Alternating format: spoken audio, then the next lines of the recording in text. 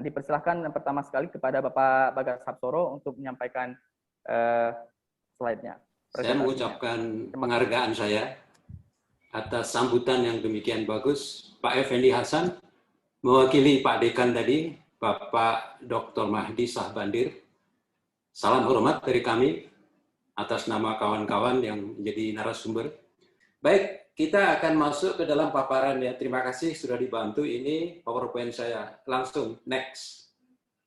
Halaman berikutnya, Mbak. Silakan. Jadi di sini, silakan. Nah, sebetulnya tujuan kami itu menulis itu simpel aja kok. Kami ini ingin berbagi pengalaman dan memberi kontribusi pemikiran bagi masa depan diplomasi Indonesia.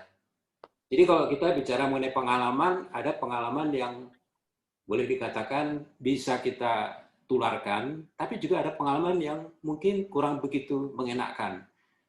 Nah, tujuan kami memberikan pengalaman itu, kalau yang tidak baik, mudah-mudahan tidak diulang supaya hati-hati, karena bagaimanapun juga pengalaman itu membuat kita sendiri menjadi nanti semakin baik. Dan isi buku ini bermacam-macam, karena kalau kita lihat politik luar negeri ya, policy itu kan mencakup masalah-masalah hubungan, masalah kerjasama, luar negeri, politik, keamanan, ekonomi, sampai dengan perlindungan, bantuan perlindungan kepada warga negara Indonesia, dan lain sebagainya. Dan saya perhatikan di sini, nanti saya masuk ke masalah diplomasi ekonomi, masalah perang dagang, dan juga masalah potensi Aceh. Yaitu adalah kopi, tadi disebutkan oleh Pak Desa Palevi itu. Next. Berikutnya, halaman berikutnya, Mbak, supaya kita bisa. Ya, di bawahnya lagi. Ya. Jadi selama 37 tahun ya, kami itu sudah menerbitkan buku sebanyak 3 kali. 3 macam buku. Tahun 2004, tahun 2014, dan tahun 2021. Alhamdulillah, pembaca dan juga pemerhati masalah hubungan internasional itu memberikan tanggapan-tanggapan yang beragam. Dan ini membuat kita juga bersemangat. Dan bagi kami sendiri ya, ini adalah merupakan food for thought. Khususnya tanggapan yang dari praktisi, dari pemerhati, dosen, mahasiswa yang tertarik. Nah, ini saya rasa salah satu referensi yang bisa digunakan untuk melangkah selanjutnya mendalami masalah-masalah hubungan dan kerjasama diplomatik luar negeri. Terus saya lompat aja, ada beberapa hal yang saya rasa saya nggak perlu baca. Ya, berikutnya. Bawah lagi.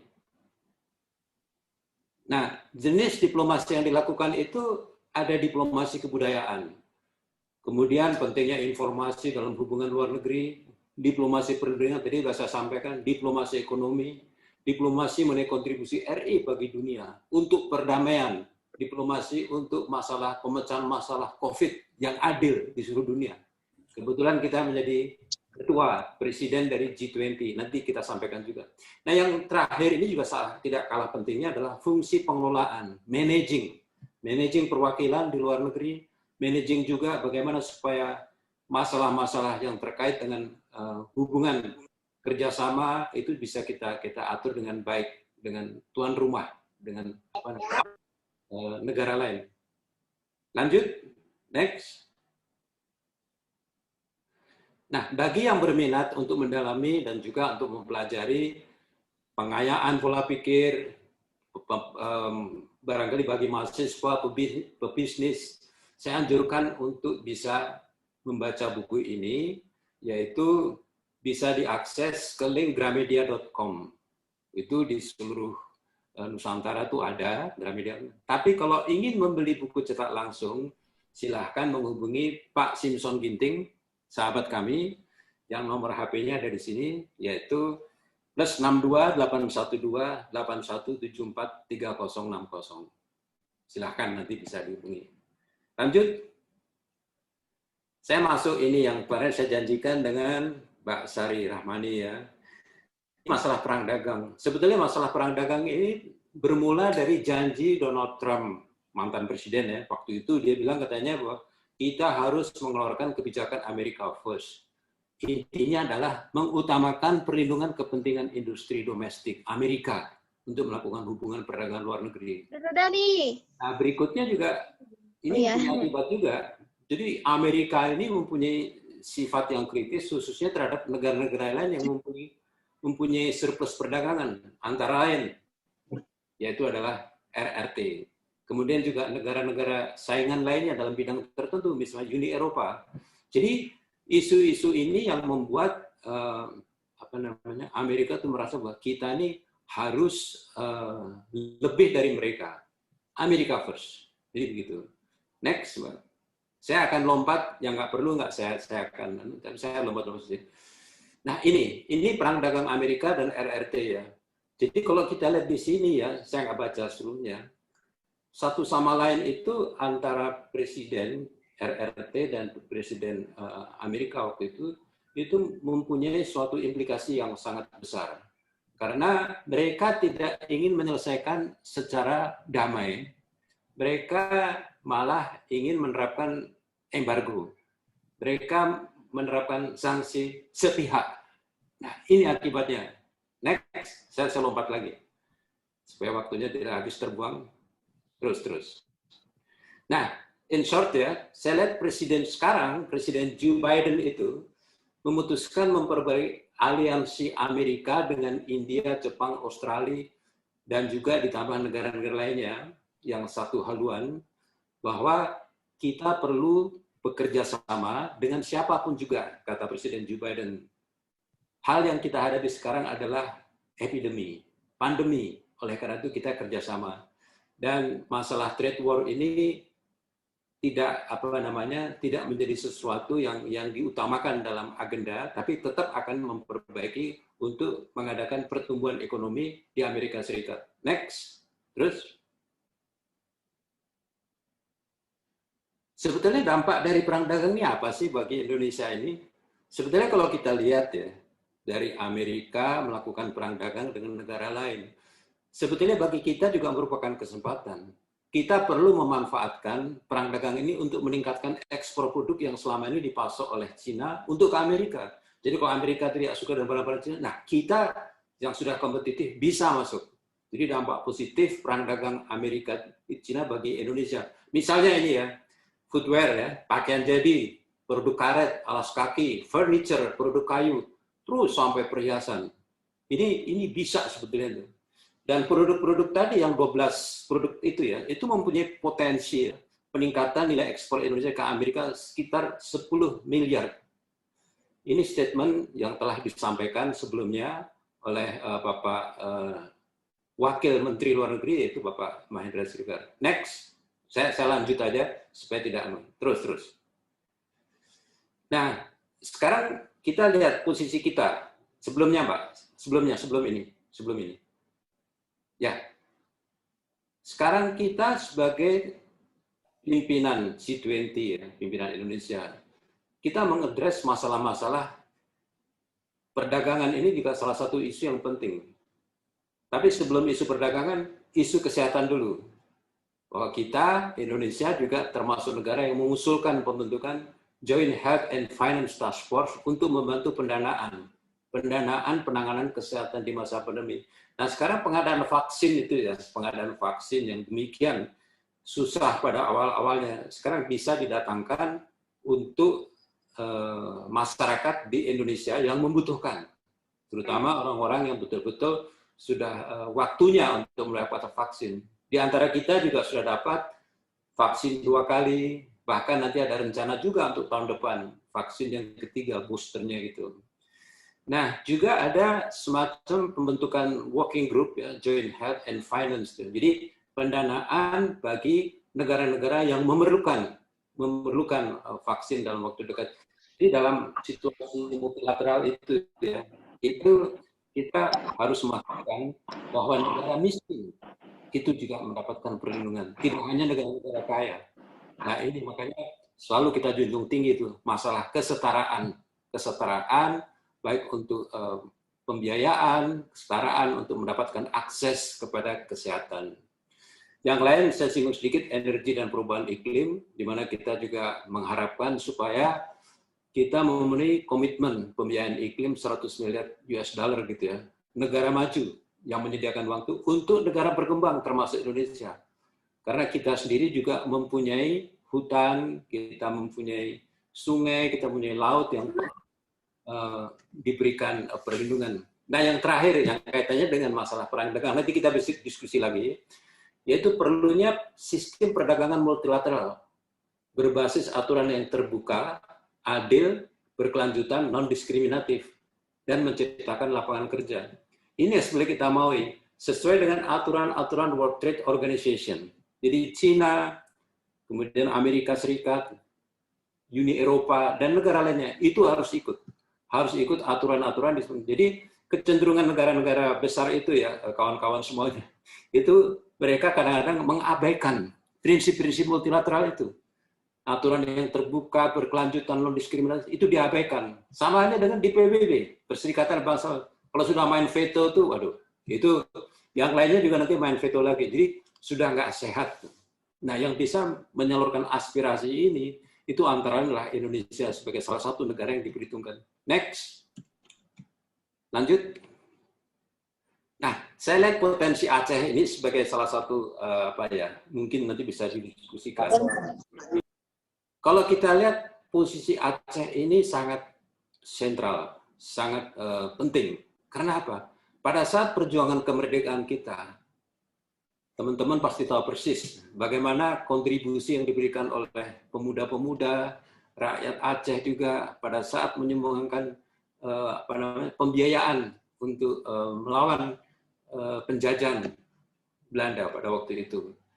Dan kedua, potensi sumber tambang mineral seperti minyak, bumi, gas alam, emas, batu bara, ini masih murni. Jadi saya rasa ini perlu dijadikan suatu tonggak bahwa sumber daya alam yang terbatas ini ya, itu perlu kita kelola juga dengan baik, di-manage dengan baik.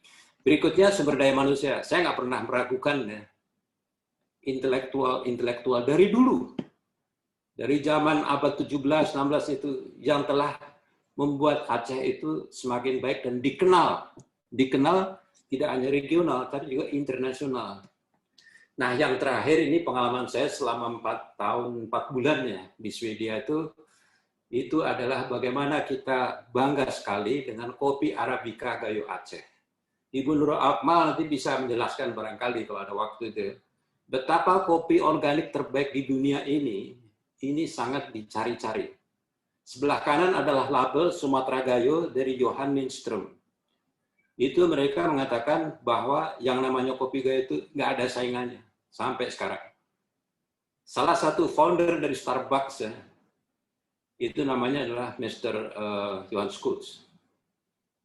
Dia mengatakan bahwa saya penggemar Sumatera Gayo, kopinya, dan di Starbucks itu yang membuat Starbucks itu menjadi sukses. Terakhir, next.